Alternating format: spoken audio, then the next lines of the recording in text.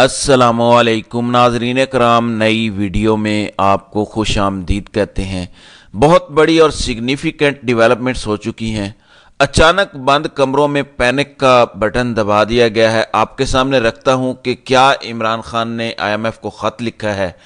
और आज ये चीज़ मेरे भी सामने पहली बार आई है कि जब इमरान खान पर 200 केसेस बना के उन्हें गिरफ्तार किया गया था, उनकी पार्टी तोड़ी गई थी, तो उसके बाद इमरान खान से राब्ता हुआ था कि क्या हम पाकिस्तान को दिवालिया होने से बचा लें। तो इमरान खान ने क्या जवाब दिया।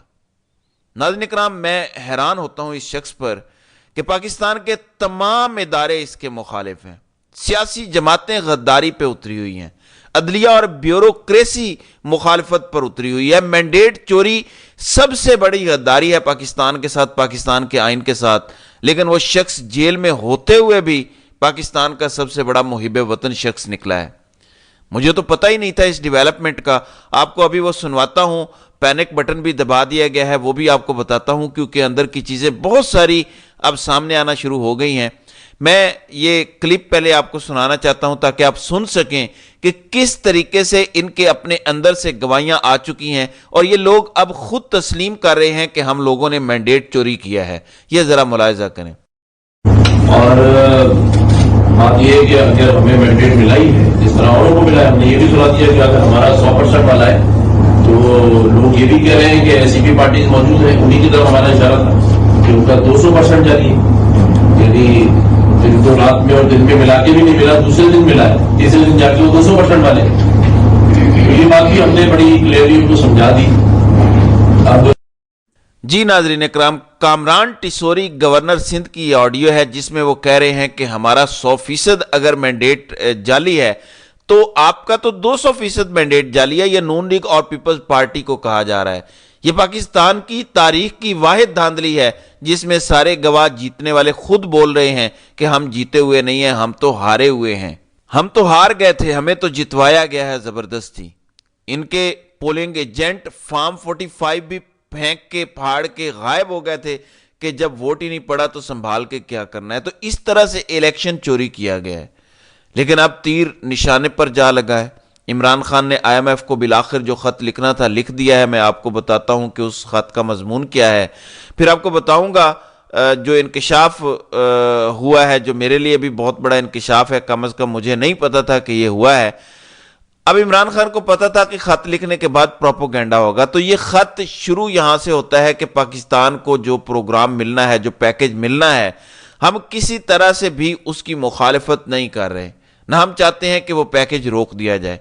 इस खत में सिर्फ एक डिमांड की गई है कि जो फाफिन और पटन, जो फ्री एंड फेयर इलेक्शन का इदारा है, पाकिस्तानी इदारे हैं, और जो इलेक्शन में धांधली हुई है, वो एक तरीकाकार सामने लाए हैं कि इस तरह किया जाए तो पता चल जाएगा कि इलेक्शन शफाफ हुए हैं या नहीं और धांधला हुआ है या नहीं।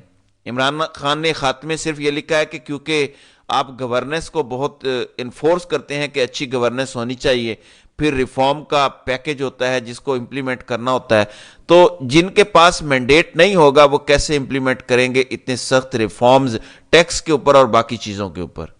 तो IMF ये करे कि पूरे मुल्क की 30% सीटों पर 2 हफ्ते के अंदर जो फाफिन और पटन ने चीज़ें बताई हैं उन पर पाकिस्तान में ही ऑडिट हो जाए, दूध का दूध और पानी का पानी सामने आ जाए। और IMF ये प्री कंडीशन रख दे मुआहदे की। बस न ये कहा गया है कि पैसे ना दो, न कहा गया है कि रोक दो, सिर्फ कहा गया कि क्योंकि अभी हमें अगली किस्त मिलनी है अप्रैल में, ये फाइनल किस्त होगी पिछले मुआहदे की, नया मुआहदा तो इसके बाद होना है।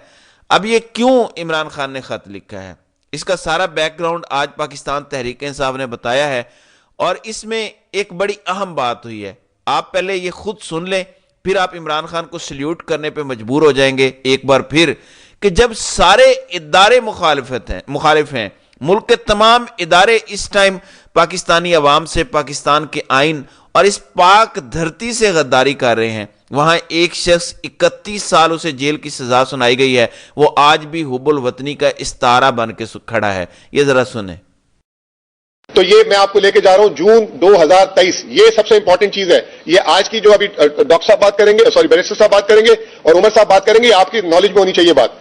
IMF ने हमसे राब्ता किया, मैं सऊदी अरब हज पे था, हमसे राब्ता किया اس وقت نہ ہم قومی اسمبلی میں تھے نہ صوبائی اسمبلی میں تھے.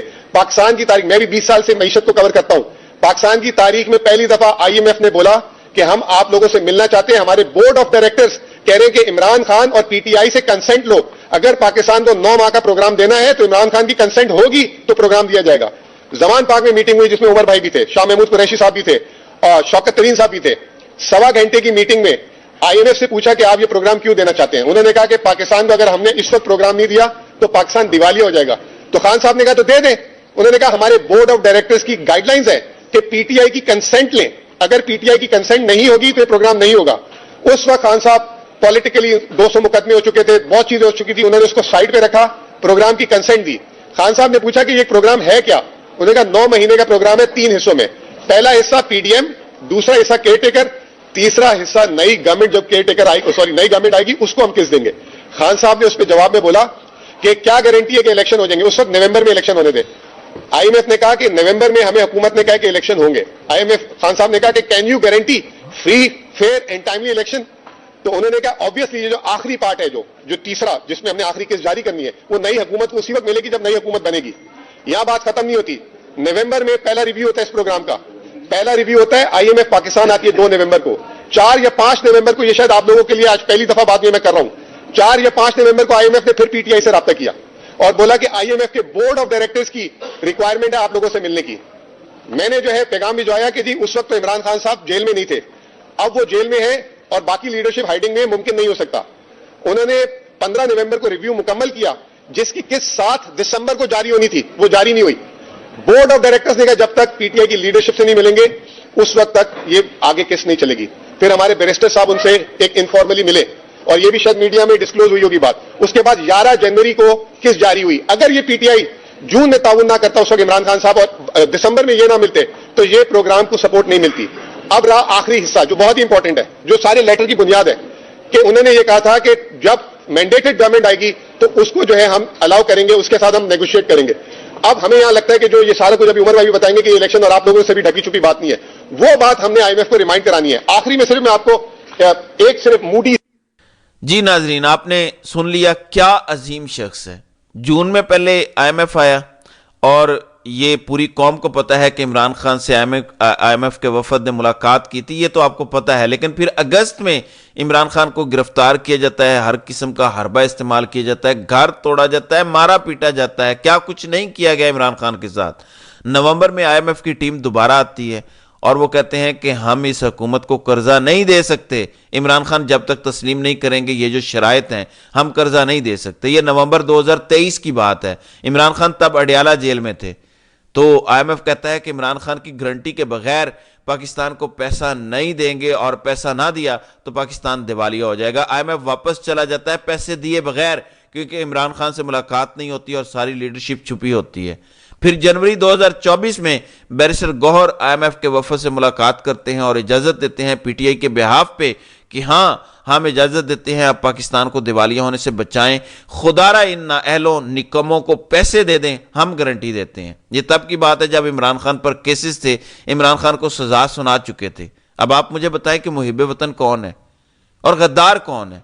وہ جیل میں بیٹھا پاکستان کو دیوالیہ ہونے سے بچا رہا ہے, اور جو غدار باہر بیٹھے ہیں اسے سزائیں دلوا رہے ہیں, وہ اس کو اندر کرنا چاہ رہے ہیں. اس سے بڑھ کے اور کیا غداری ہوئی کہ جنوری میں عمران خان نے پاکستان کو پھر دیوالیہ ہونے سے بچایا, جبکہ فروری میں عمران خان کو انعام دیا گیا 3 مزید کیسز میں سزا دے کے. تو غدار کون ہوا؟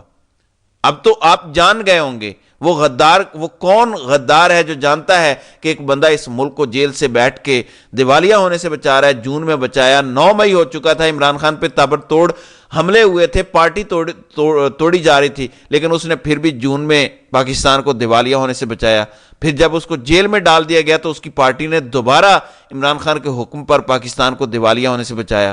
آج وہ خط لکھ کے صرف IMF کو ایک چیز یاد دلا رہے ہیں کہ جب ہم نے آپ سے وعدہ کیا تھا کہ اس پروگرام میں ہم ساتھ دیں گے اور گارنٹی دی تھی, تو آپ نے ہمیں کہا تھا کہ فری اینڈ فیئر الیکشن ہوں گے پاکستان میں, آپ فکر نہ کریں. فری اینڈ فیئر الیکشن تو نہیں ہوئے. تو عمران خان نے یہ خط بھیجا ہے, اس کی صرف ایک وجہ ہے کہ آپ نے یہ وعدہ پورا نہیں کیا شفاف الیکشن کا. یہ یاد کروایا جا رہا ہے IMF کو وعدہ. تو عمران خان نے صرف یہ کہا ہے کہ اگلے 2 ہفتوں میں آڈٹ کروا لیں. اگر تو فری اینڈ فیئر الیکشن ہے تو ٹھیک ہے اپریل میں پیسے دے دیں, نہیں تو پھر آپ جیسے چلنا چاہتے ہیں چلیں. ظاہر ہے کہ IMF امریکہ کے انڈر ہے, وہ پیسے تو دے دیں گے, لیکن کم از کم ان کو وعدہ یاد دلوانا ضروری تھا, اور عمران خان نے یہی کیا ہے. تو یہ صورتحال ہے جس کی وجہ سے یہ سب کچھ کیا گیا. تو ناظرین کرام, آپ کی اس ویڈیو کے حوالے سے کیا رائے ہے؟ آپ اپنی رائے کا اظہار کامنٹ سیکشن میں ضرور کیجیے گا.